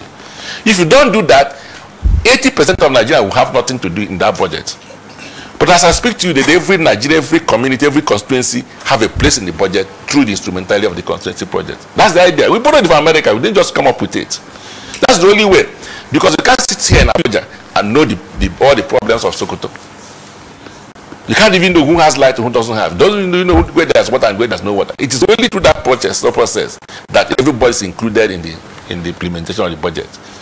So that's the idea. But sometimes people misunderstand it completely. No parliamentary has anything to do with it. Nobody gives you money to go and develop. No, it doesn't happen. We don't have the processes to procure it. Because it's the executive who does that. So when I was partnering with my last governor, Sullivan Chime, so he had this type of idea. He thought that, oh, they'll give you this money to go and spend, or you bring the contractor. So he went to River Basin with some of our projects, we do some roads and all that. So he saw the contractors. So he thought I owned those companies. So he wrote to the corporate affairs to give them the names of the contractors. To the chagrin, actually nothing to do with it. You know? So sometimes people think that they give parliamentarian money to go and spend. No, there's nothing like that. It is inclusiveness. It is making sure that their constituency benefit from the federal budget in a year. That is the format of what constituency project is all about. And if we don't do it, most places will be out of the budget. Because the minister sits in his office and decides where to spend the money. Because they do envelope system, they do envelope of 2 billion to a minister. You decide which sectors to put it. He sit down and put it in his own village. So if the parliamentarian doesn't have opportunity to increase his own village, that's not the matter. So if you don't have minister, you forget about it.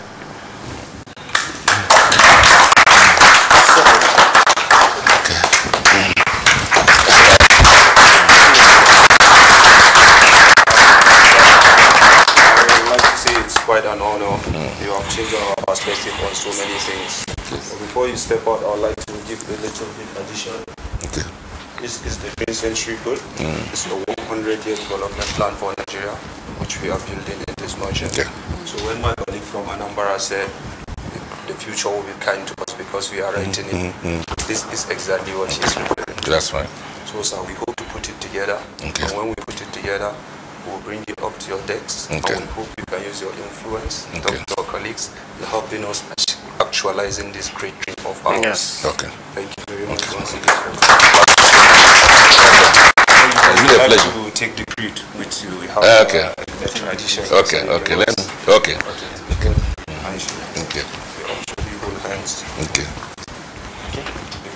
The creed after the count 2. 1, 2. I stand in the sacred gate of time, shoulder to shoulder with my kind and breed. We share a common burden and promise. The travail has started, my water is broken, something is coming.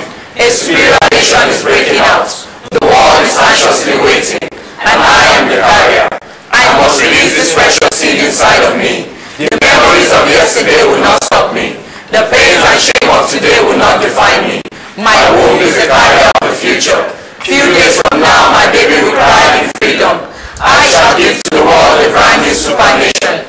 This is my calling. It is too late to stop me. For my God and my kind, this will surely be. Push! Super 37! Push! Super 37! Push! Super 37! Push! God bless the Republic.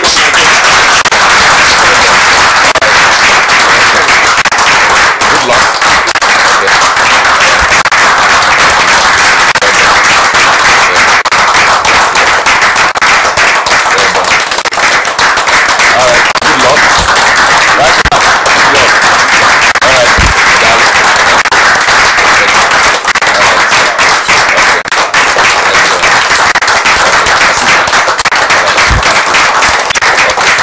So all the best, eh? Okay, we're here. No, right. Oh, yeah, right. Okay. After yeah? I know I will not come out, but let me just. Okay. We are not. Just have a midnight. Now. Everyone can push. Push!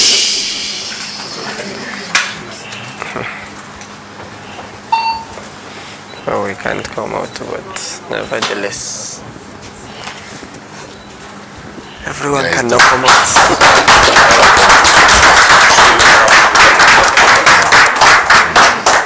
This way? What's that? How are you? This is my. So how are you on there? How are you? Thank you so much. Okay. Our game especially. Our game upstairs. Okay. Okay. You have enough time for everybody in this situation. Okay. You do your cooking, eh? Okay. The ladies of everybody. Okay. Okay. So you have a roaster. Okay. Okay. Okay. You understand? Okay. It's not just to go, it's to go around and appreciate the problems we are having. You understand? Just whisper to the chairman. Okay, that's okay. Of course, since probably you're supposed to eat sauce of you should know that we honored him by doing our eating our food. I know somebody was Who pushed him? Where is the chairman? Sorry. Take the chair, Kuro. Oh, let me do this. Where is the chairman, sir? Chairman! An ce in yi PR, but ina son ba shi PR don me. Me ya zo? An ce madan mai ɗan PR don son da ake ɗan. From everything within the martial arts, we came up with these games to clear our heads. Thank you very much. Yes, sir. I don't have our executive meetings every morning. Thank you very much. The library. Village school. That's an opportunity to see outside. Village square. We have our workouts and we get exposed to the sunlight. No. Because medical community provides that we getting sunlight from time to time. No, we really have time, specific time for coming out. There is a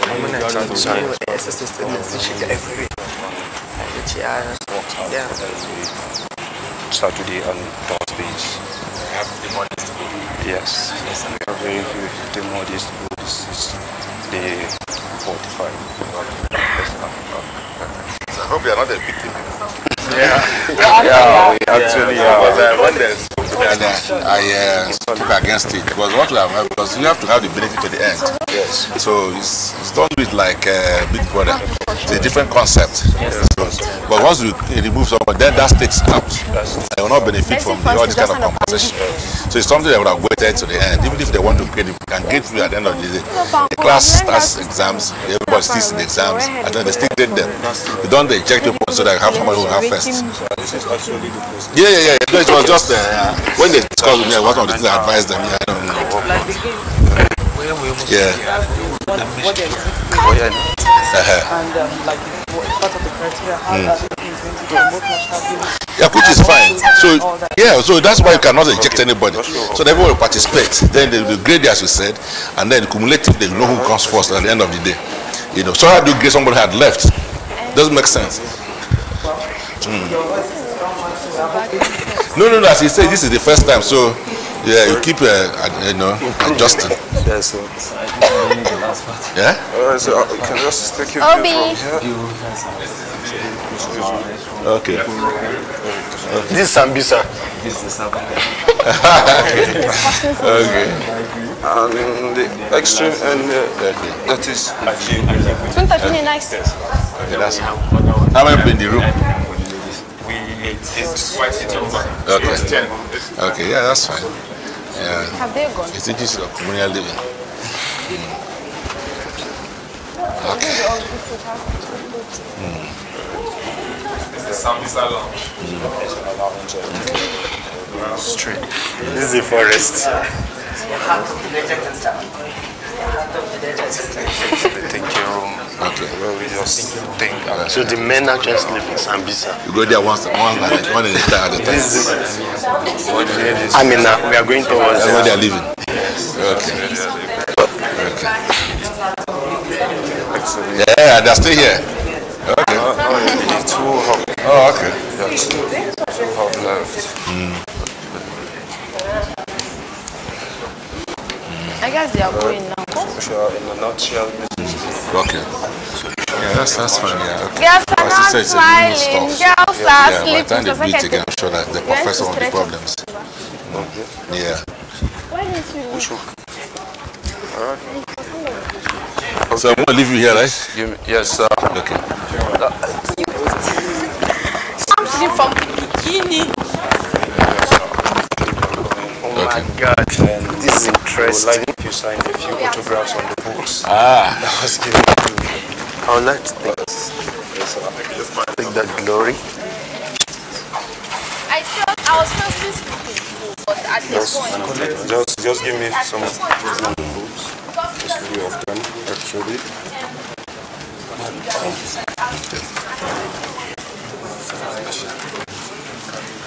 How's this? A few of them. I'm working on the second edition now. Wow. So by February to be, yeah, be ready by February. That's this.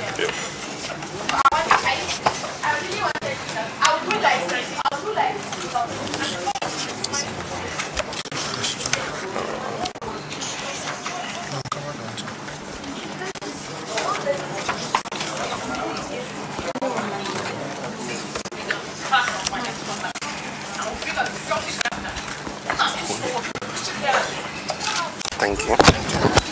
So I hope you found the book useful. Eh? Okay.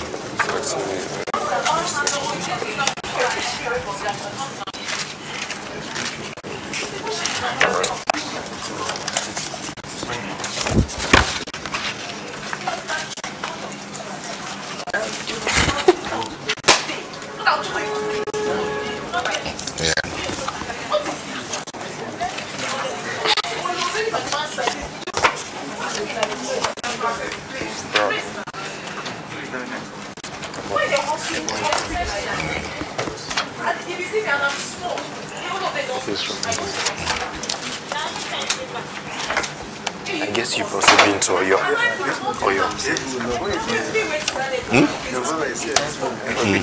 My regards to we want to have a quality print. Okay, no, don't worry. In the next edition, I want to see you can print in Nigeria. Truly.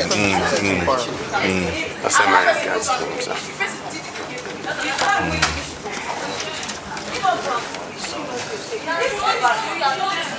Okay. All right. Thank you. Okay. All the best. Okay. All right. So enjoy the rest of your time. So hope to see you some other time. Okay. All right.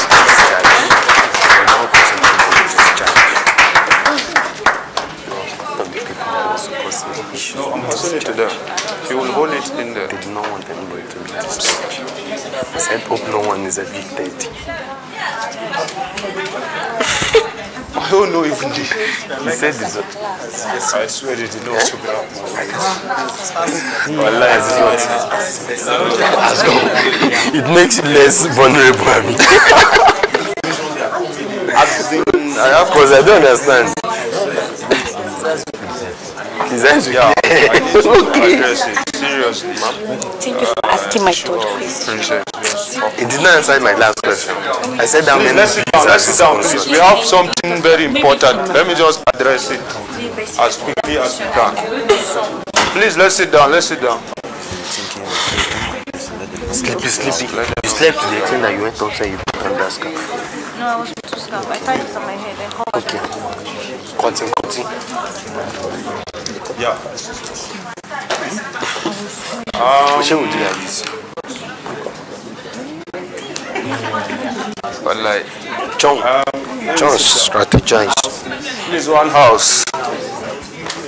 I was busy cutting books to sign autographs and I did not sign mine. But I'll keep this pen because he used it.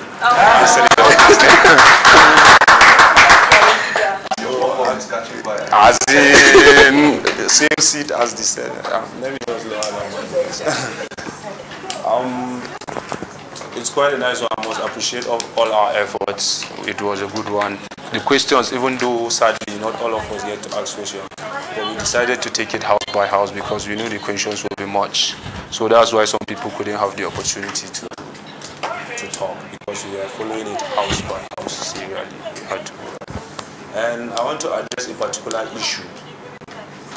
When we are having guests or when we are having a discussion, you just don't talk.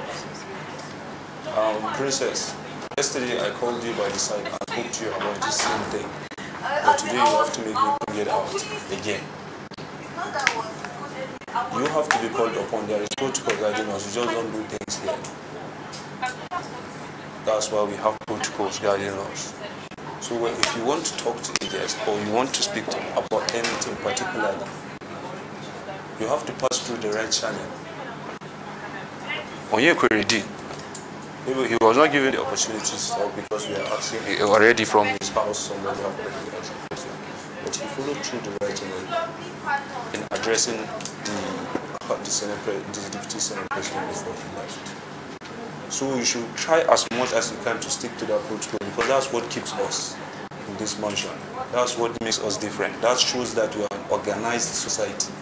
Protocols. So please and please, I don't want us to have this conversation again, because we have stayed too long in this mansion. There's no need for any response. See, I'm talking. Mr. Brian, please, let me handle that. That's exactly what we are talking about. That is exactly what we are talking about. Please. Huh? So I think we have spent so much days in this mansion to start going back to preliminary rules and regulation. I think that is drawing us way too far. So it's not like I'm looking for an opinion or anything.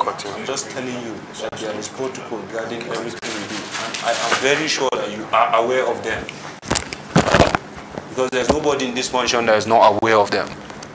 You are aware of them. So please and please, let's just try to respect ourselves. I keep emphasizing on this thing. Because you see, one thing about these cameras is that they can make you or they can break you. Yes. Once you think of the positivity you stand to get because these cameras are flashing on you, you should think of the negative impact it could bring upon you if they embarrass you in public here. So it's very vital. If you think of what you stand to gain, think of what you stand to lose. So please and please, I don't want us dragging ourselves forward and back about this issue. If you want to speak to any guest, just indicate by raising up your hand. Simple. In fact, as a matter of fact, nobody from House of Granite spoke, right? Yeah. Because no one raised his hand. So if you wanted talking, you could have raised your hand. I was next to you, you could have. You wrote my name there, and I didn't speak to the Senate person. That was towards ending. I wrote my name there, and I didn't speak to him. Did I speak here? Whatever it is. You wrote my name there. Whatever it is. Surprised, like, how did I speak? We are still talking. We are still talking. So, just listen to what we are saying. Please. Yes. So please and please, you don't want to do. Please, let's have one house. Let's have one house, Mr. Brian. Please, let's just have one house, please. Let's not. We are just Mr. Brian. This is exactly what we are trying to address. Please. This is exactly what we are trying to address. Henry, I'll beat the devil out of you if you say anything there. So please, I don't want us dwelling on this topic. Today, one house, please. I don't want us dwelling on this because it's a great day. I don't want us to start having issues, unnecessary issues for that matter. I just want to make a very specific point clear. And I guess the message is passed across, so it's up to you now to decide. It's up to you now to decide. Because seriously, 100% honesty, whether I'm still in this chair or the next person coming in, just try as much as you can to avoid being embarrassed on national TV. That is my advice to you. And you shouldn't hold anybody responsible for yourself. Alright, I think we are done. We can go have some breakfast. So the Green Century Code, yes, I think we'll be meeting later in the night. No, let's find out from the chairman. Because we are not sure this is the last guest coming in, because we all heard what Mr. Ocean said. Could be having clusters of guests coming in, series of guests coming in. So I think this Green Century, I think anything 9, we no longer receive guests. Yes, we have to rest. We have to rest now, but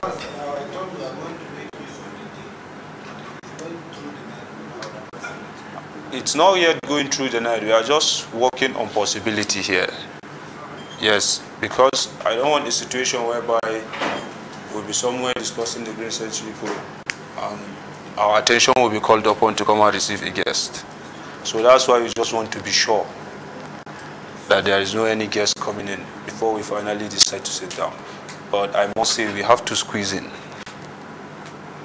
We have to create time.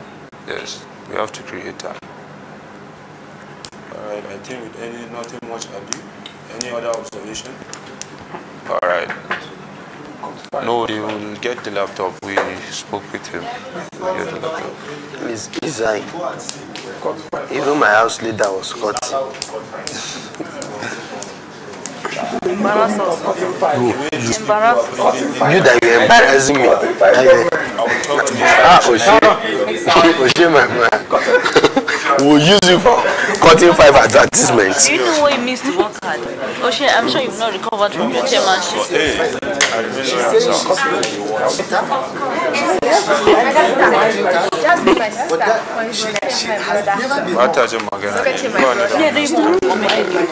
See, commenting on this case is something else. Even when you sigh, it's a problem now. So talking about something else. Oshie, I was saying, I said we have not recovered from this. Instead of you to go for me, at the moment I left this, I went for vacation. I went for vacation. Oh, they didn't tell you to go and rest. Me, when I rest, take out 10 minutes. This is exactly what I was talking about earlier. At least there should be a line of program of receiving a guest. And now we can't just be saying it since week 2. Today is week 7. You can't just be making him blind. Somebody will come and whisper at your head that they say you should eat. Somebody will come and whisper at your head. Interjecting when something is you saw the way they were. Were they doing that into nobody will see. Now you they told me that he's supposed to. Now you alone go. They see that. Every other person sitting down will not see how your brain was. So at least these are things that. Whoever is sitting on that seat always have his brain in the microwave to be sizzling. You need it for how section. You make sense. Like no, she go ask Prince. Prince will explain to her how he does. Okay. No, like he would sleep for 3 hours and I just slept for 30 minutes.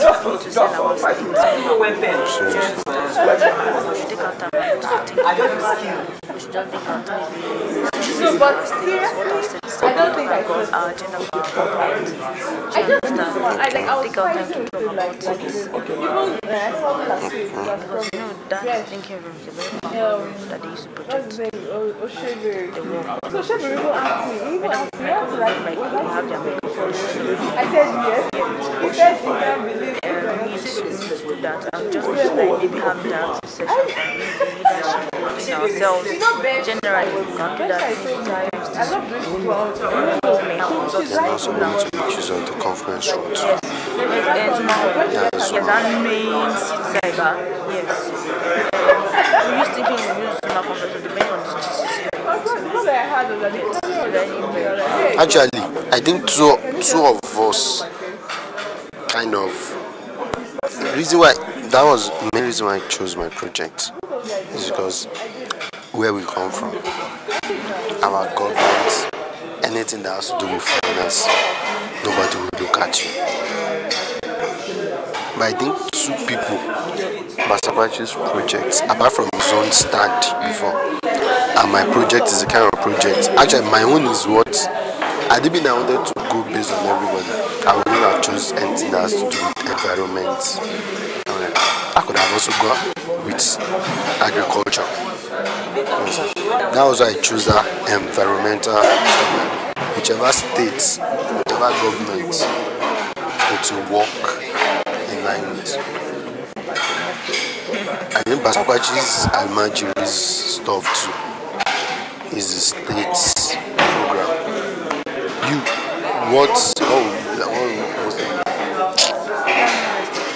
You're always a pest. Well, that's my agenda during my kids to become the future. As I was trying to that was my own agenda that I presented. Part of is what I also want you to look into. Thank you for bringing up this thing.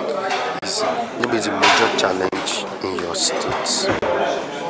You know, you are the one who grew up there. The major challenge in my state is the fact that we have education. But education is not education. Too much of education, but no education. They don't, how will I put it? They don't. Everybody's more of a civil servant. That's a general Nigerian movement. So if we don't start bringing them up as kids to divert, eliminate that white collar job mentality, that was my agenda. Because right now these ones, they are already grown. What they want to do, but my biscuit doesn't even just end at primary children. I get. If you That have mentorship. if you have the idea, you can still be part of it. Those things tomorrow. Even if it's just 1 hour every day, you just set the house up. I believe it will not be but let's use opportunity to see this why people should not do that. No, but I know something for sure. So, we will need this. I'm seeing different lights shining as well. That's something.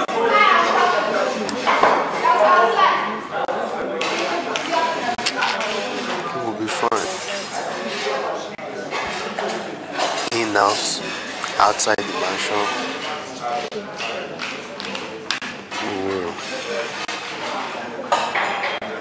Now you will not feel sleepy. That's gone.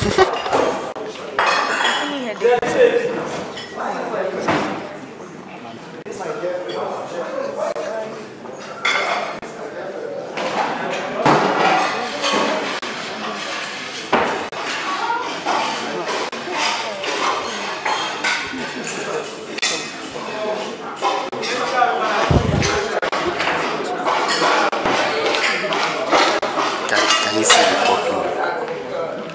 You notice on him, but you don't notice on others.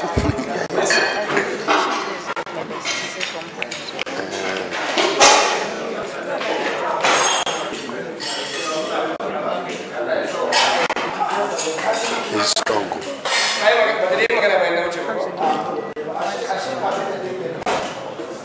I've had, while in school, I've had friends, female friends to that. Born to the my girlfriend at times feels like was with this level. Her name is Amina. We are so close, that even if guys approach her, I'll be the first one she'll come and tell. Then my own girlfriend now start thinking like, why will you guys be this close? So it takes a man, seriously. I think kind of level of friendship with another lady. Then you have one you committed to.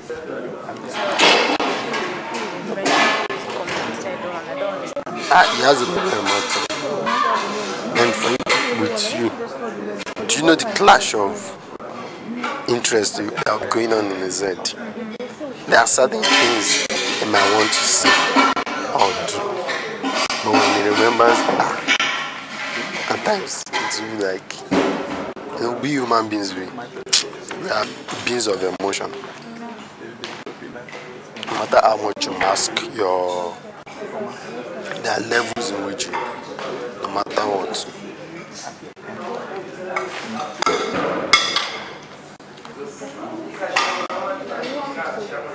The man was like, that is the fight he had with them. That there shouldn't be anything like discharge now.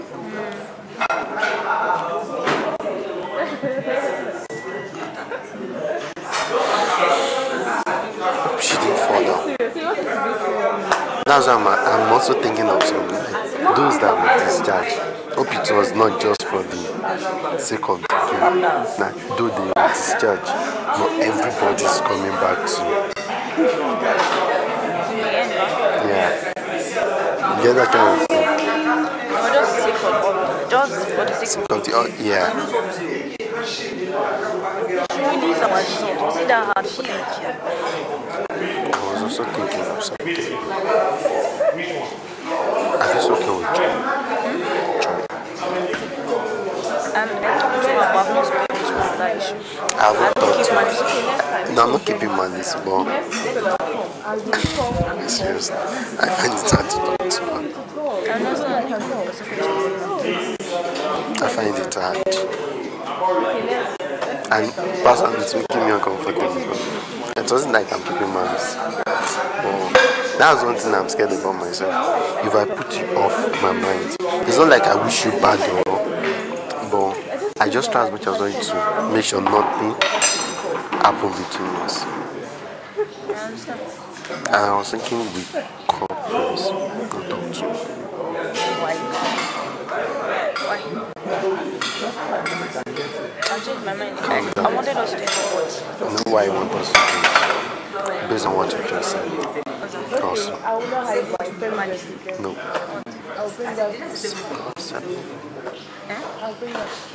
Do you have a pen thing?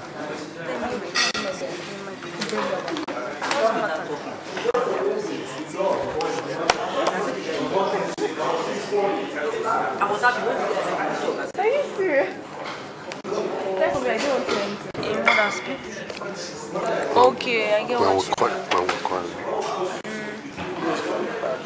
if he accepts, and just we won. If he disrespects us and walk away,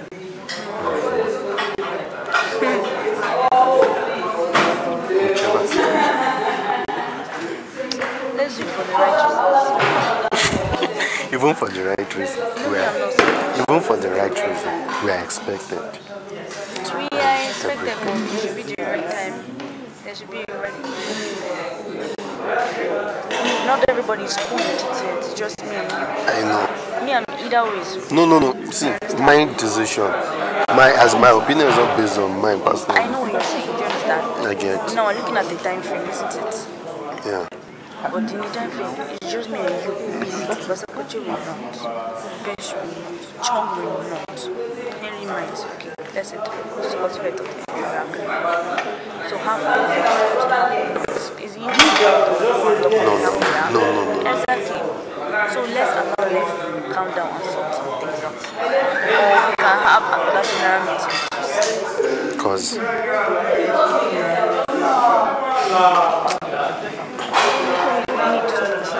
no, there is need. Even apart from whatever reason, it is necessary we air everything. It is necessary he knows what we are feeling. What are you expecting from him? Now the truth is, we are not expecting anything from him, but to clear every benefit of doubt, that okay, you said this, we don't like you doing this, talking this about us. You get what I'm trying to say? Like, if anything now arises from it again, we have all moral justification. If we say we are severing ties, you know, like it's, as a matter of fact, what that guy said upstairs in that session, we shouldn't see each other outside, irrespective of whichever house we get, and we can't hug each other. I should be able to come to your house, and in fact, people should be wondering, like, is it just this neighbor room, or we've known each other way back? We get that kind of, or if, as a matter of, if we can't resolve it here, or there is this at times, the way the thing affects us. How it affects them. So we have to for them to Definitely. Then we are also in the best position and situation to allow that moment whereby emotions cloud. And if we that we are close to our teammates can't let them see. Sure. We need to have that. It's not like once we have and let each other. My own is, if they still insist, I can never. Their interest bounds on me. Personally, I wouldn't have gone. But seeing Basakwashi shaking, that was upon to me. Yeah, truly. Actually, when he said it, that's why would they say? I wouldn't have. I didn't know the gravity to the statement. That very till I saw him shaking and vibrating. That's it. Like I went to ask her, how was he said? Honestly, her mouth. That she was joking. Then she was like, you get. Then she was non-defensive. That's. Now, do you know you didn't even still get to me that much? Seriously. That my housemates were sad about that. That's what I'm trying. Yeah. Because I said 4 hours before that moment. Then what really got to me was when we came out from Mexico, and I got to hear the full story that day that they said check our boxes, that they checked my box and it's sufficient. I said, what the hell is that? Me. I've never carried it upstairs. So this I've carried today. Yeah, I was I didn't hear that part. I said when I wanted to Who told you that? I wanted to run back to the stadium. Who told you that? I was trying to call me and said, I'm looking at that something more than to do and that. And I said that, and that's trying to be sure.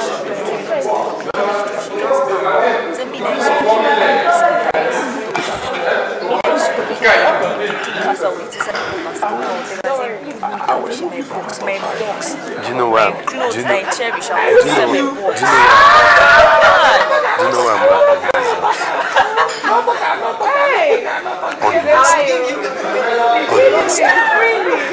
I've not seen that person in this house.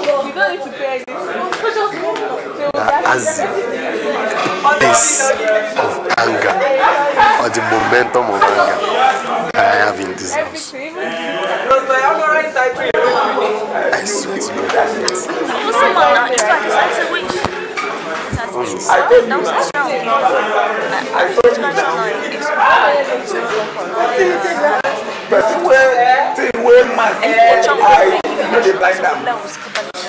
Okay, that was all you guys. Thank God you did not tell us.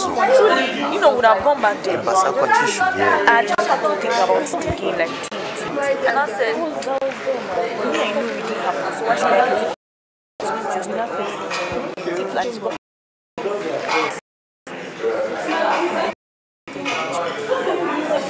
that I even do them. If I'm not doing it as well, everybody have equal. Although it's what is it there? Is it my partner?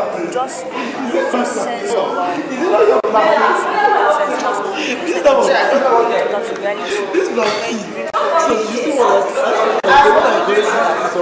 it's possible. Who's the judge?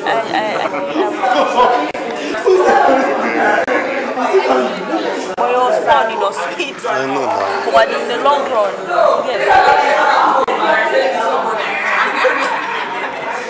Because I said it's funny. Like, you know how we used to be convinced. Like, I've tested all the signs of like when I don't see that, that's why I'm never confused about food. Like, anything I say, I eat.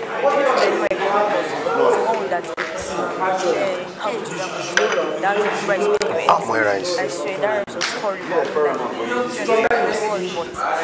I was annoyed at the fact that I was not gentle. Let you take care of yourself. I know. That's when you do things and you don't watch yourself. It was not nice in my house. I was saying it's the more bad. When you are grooming yourself, that's what you're grooming against. As a human being, yes, but we groom ourselves. This is fun. Me, if I complain about food, it's normal prank we do among ourselves. Has there been any food I don't eat there? You're more civilized. Just the normal prank of if it is my house, they will say the same thing. Seriously. That was wise of you. I was annoyed with this. I just had to wait. Thank you.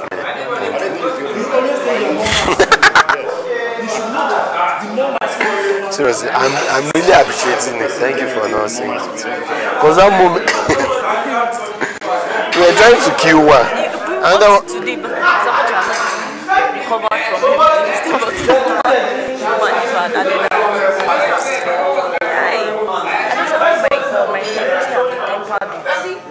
And I said, I am not feeling how Mr. Coach is feeling. I'm ready to do that. It's me, it's part of 5 minutes. I was like, oh my god, this is how it is. Like, I'm carrying. You know the beauty about it.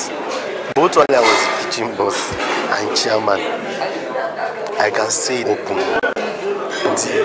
The love every other chairman has in that kitchen, in that dining, I never had it before. I started eating or finished eating.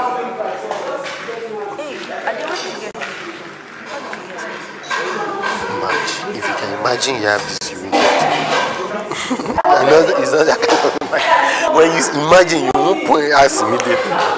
Keep on imagining. You know, since when I'm That Taraba. Who?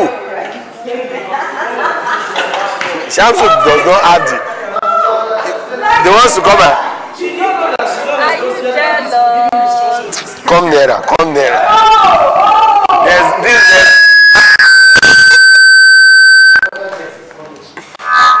My housemates. My house are here.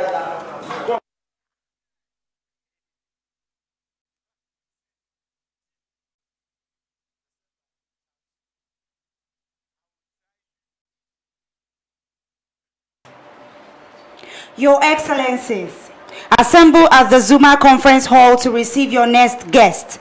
The travail has just started. Your Excellencies, assemble at the Zuma Conference Hall to receive your next guest now. The travail has just started.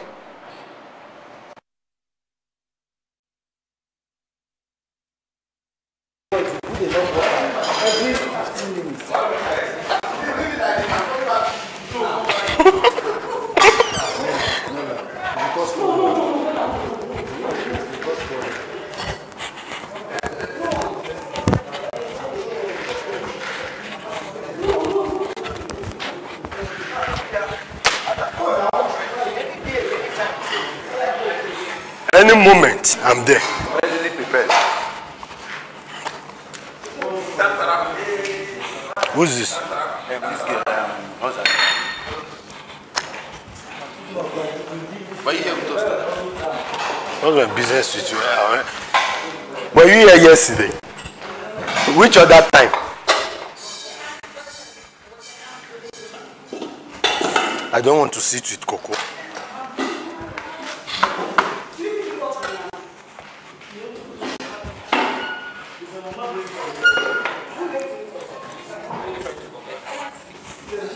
Which space? It can be relocated. Zop. May I come and sit down, my friend? No, I'm keeping this one for. No, I'm not keeping it for him. I don't engage in such.